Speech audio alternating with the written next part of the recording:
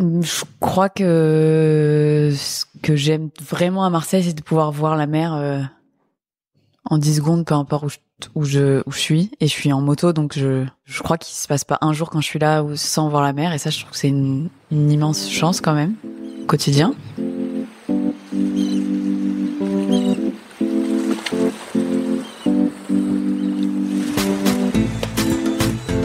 Vous écoutez Marseille Créative, je suis Clémentine Roux, votre hôte.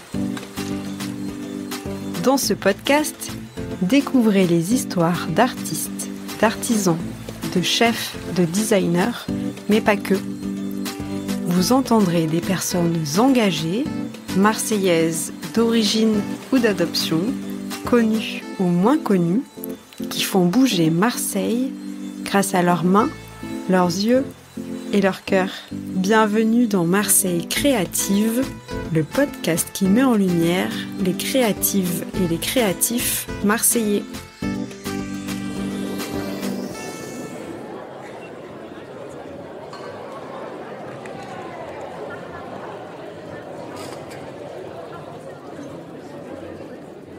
Alors, je m'appelle Marie, j'ai 33 ans et je vis et travaille à Marseille. J'ai ouvert cet atelier il y a quelques mois. J'ai fait mes études à Aix et à Marseille de droit et d'histoire de l'art. Et j'ai ensuite fait des études de droit du marché de l'art à Paris, à la Sorbonne. Où est-ce que tu es née et as grandi ? J'ai grandi à Marseille et j'ai passé pas mal de temps aussi dans le Var, à Sanary, parce que j'ai une maison de famille là-bas. Mais sinon, j'ai passé beaucoup de temps à Marseille. Est-ce que tu as des souvenirs d'enfance de ton Marseille ?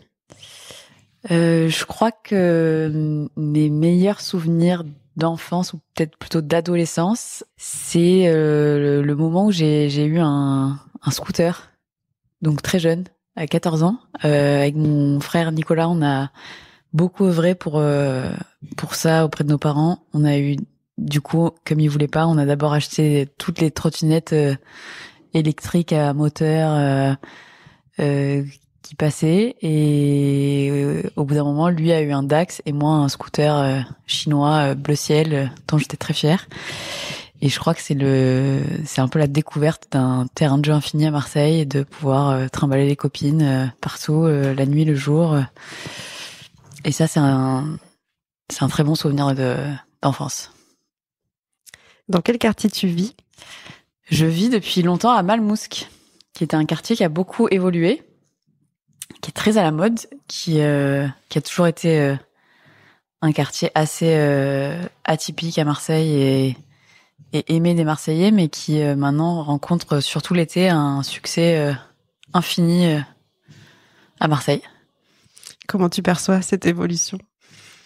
J'aimais aussi ce quartier quand il y avait peu de commerce et plus de Marseillais, notamment l'été. C'était un peu plus le bordel, mais enfin un bordel différent.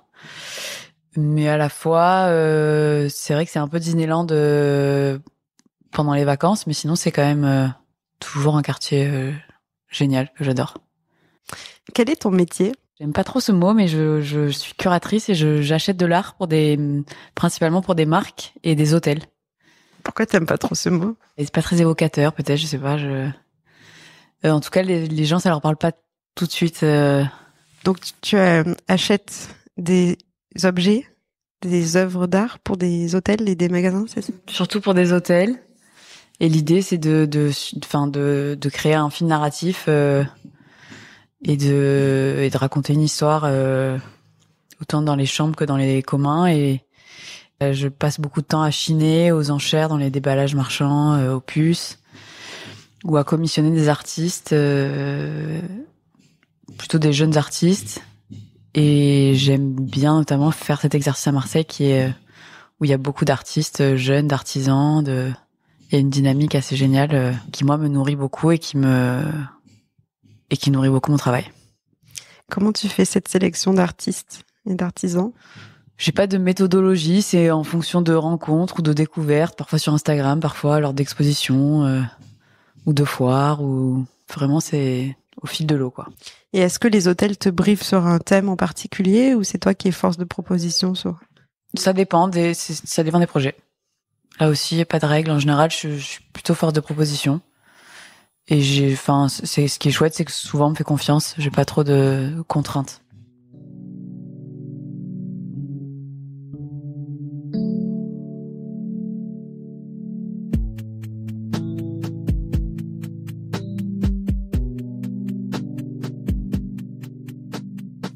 Comment tu en es arrivé à faire ce métier? Parce que c'est assez original. J'imagine qu'il n'y a pas beaucoup de personnes qui font le même métier que toi. C'est arrivé par mes expériences. Moi, initialement, je voulais être commissaire-priseur. J'ai découvert ce métier à 13 ans à Marseille avec un commissaire-priseur qui s'appelait Damien Leclerc et qui avait une super étude. C'est pour ça que j'ai fait ce double cursus d'historienne de l'art et de juriste. Et puis, j'ai travaillé dans des maisons de vente ensuite à Paris. J'adore toujours ce milieu. Puis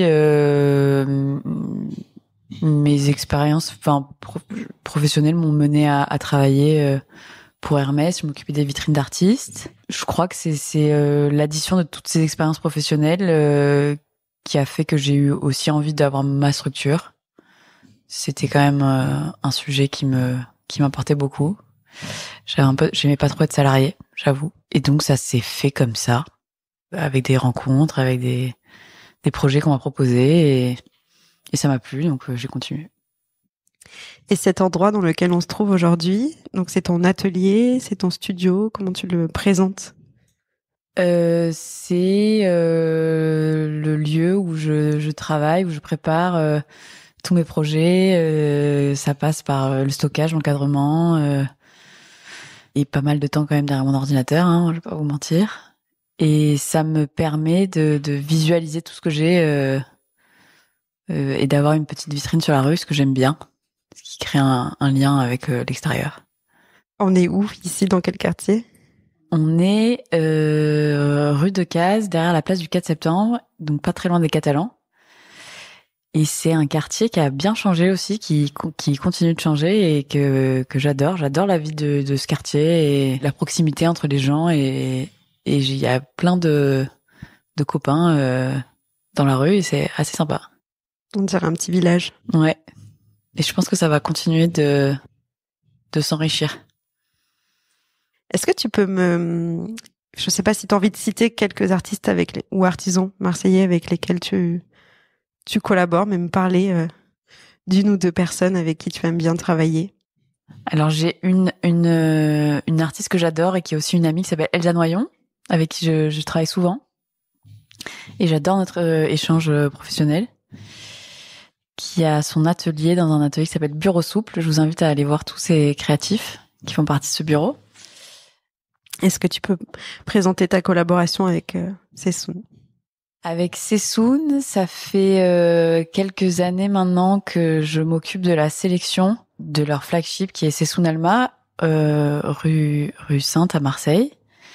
C'est une sélection aussi qui se retrouve dans d'autres points de vente à Paris, notamment dans une très belle boutique qui vient d'ouvrir rue Bachaumont, rue de Charonne également, et à Madrid, à Barcelone et bientôt à Londres.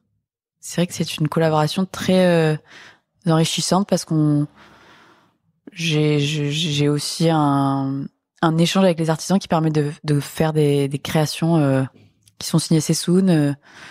Et ça, c'est vraiment une partie de la mission que j'adore. Et notamment, puis pour revenir à la question avec quel artisan je travaille, on a créé des miroirs avec Caroline Cutaillard, ou une série aussi avec Lou Thomas, Simone Lou, que vous connaissez, avec des cordes. Et c'est vrai que c'est assez génial de pouvoir développer des projets comme ça avec Sessoun, avec Emma François et toute son équipe. Et on a donc du coup souvent de nouvelles ambitions, de nouveaux projets, de soirées, de scénographie, ou de cartes blanches offertes aux artisans. Quel est ton processus créatif? Il varie en fonction de chaque projet. Je m'adapte toujours à la demande au client ou au sujet. J'aime bien m'interroger sur le lieu dans lequel s'inscrit le projet, son histoire, qui, comment, pourquoi. En général, c'est ça mon point de départ. Et pour Sessoun en particulier, là, les collaborations dont tu parles avec Simone Lou et Caroline Cutaïa, comment ça se fait? C'est toi qui décides on va faire un miroir avec Caroline, on va faire... En général, c'est aussi un échange que j'ai avec François, pardon. Et puis, on essaye, en fait, des choses et si ça marche, on y va, quoi. C'est aussi simple que ça. Est-ce que Marseille nourrit ta créativité? Je trouve que c'est une ville très inspirante, notamment par sa lumière. Enfin, à chaque fois que j'ai quitté longtemps Marseille dans ma vie, c'est pas arrivé beaucoup, mais j'ai quand même vécu à Paris, un peu à Londres. Et c'est toujours ça qui me manquait le plus, je crois. Il y a vraiment une lumière très particulière à Marseille, qui moi me touche beaucoup. Et une dynamique qui est vraiment propre à cette ville que j'adore et que je trouve en effet très inspirante. Est-ce qu'il y a des figures marseillaises qui t'inspirent? Ayant grandi à Marseille, mes premiers liens avec le monde de l'art et des artistes, c'est en effet des figures marseillaises, comme Gérard Tracandi, comme Bernard Pess ou Michel Sylvander, qui était ma prof de dessin, qui est un peu ma Sophie Calle de Marseille. Gérard Tracandi, c'est un artiste contemporain qui vit à Marseille, et Bernard, c'est un photographe qui vit entre Marseille et Porquerolles. Et ces trois-là sont amis en plus, c'est marrant.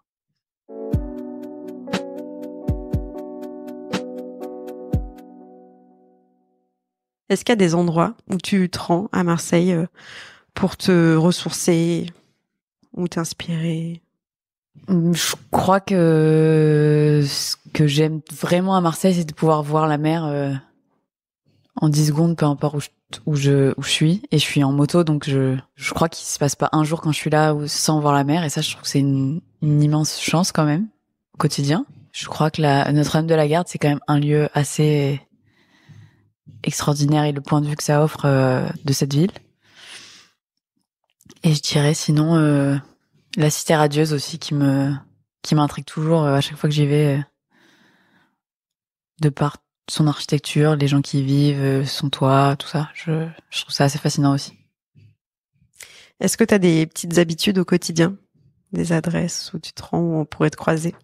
Je m'y tiens pas toujours, mais j'essaie d'aller nager, enfin en tout cas me baigner, parce que nager, même l'hiver, au maximum. Ça, c'est un truc que j'aime bien à Marseille. Mes habitudes sont beaucoup dans ce quartier quand même. Est-ce que tu as 3 bonnes adresses à partager? La Presse, qui est un peu ma cantine, où je vais presque tous les jours, avec Anita, qui est très forte. La Pizzarello à la bouche. Et on peut parler que de resto, donc je dirais W Galerie, qui est la galerie de mon frère. Qu'est-ce qui te rend fière d'habiter à Marseille? J'ai une véritable passion pour cette ville, malgré ses défauts.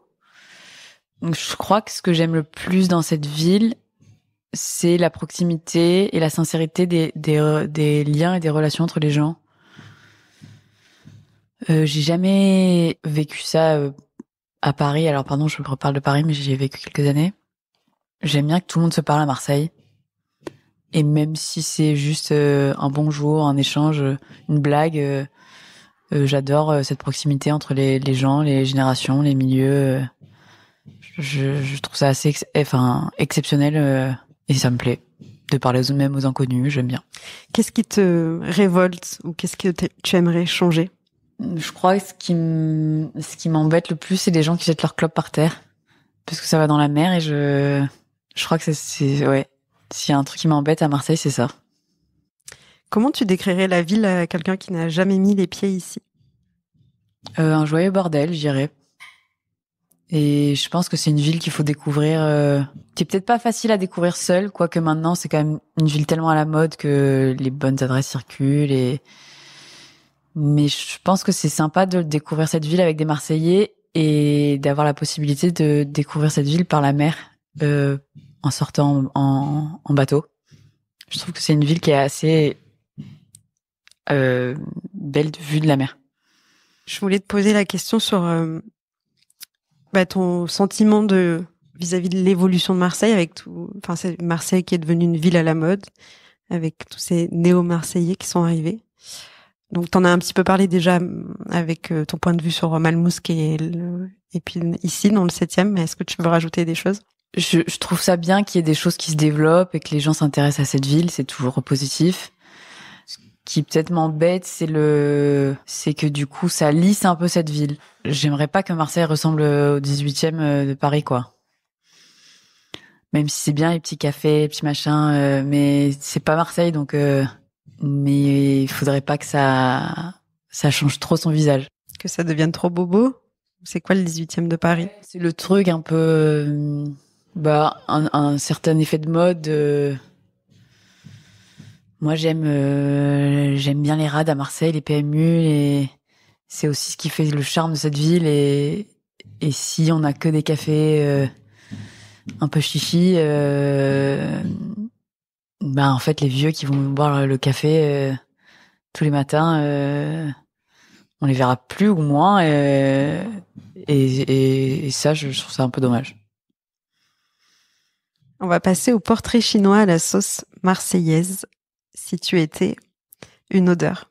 Une odeur, je serais l'odeur du four des navettes, des fleurs d'oranger, qui se dégagent tout autour de leur lieu à Saint-Victor. Si tu étais un son. Si j'étais un son, je serais le brouhaha de la plage et des gabions, je crois. Et si tu étais un goût? Et si j'étais un goût, je serais une pizza moitié-moitié. Si tu devais quitter Marseille, qu'est-ce que tu regretterais? Ce que j'exprimais tout à l'heure, je crois, la proximité entre les gens et le franc-parler et l'humour quand même qu'il y a dans cette ville, toujours dans les échanges quotidiens.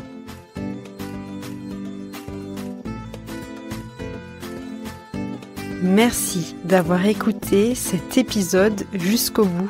Pour m'aider à le faire connaître, n'hésitez pas à le partager autour de vous et à mettre 5 étoiles sur Spotify et Apple Podcasts. D'avance, un grand merci pour votre soutien et je vous donne rendez-vous dans 15 jours pour un nouveau portrait marseillais. À bientôt!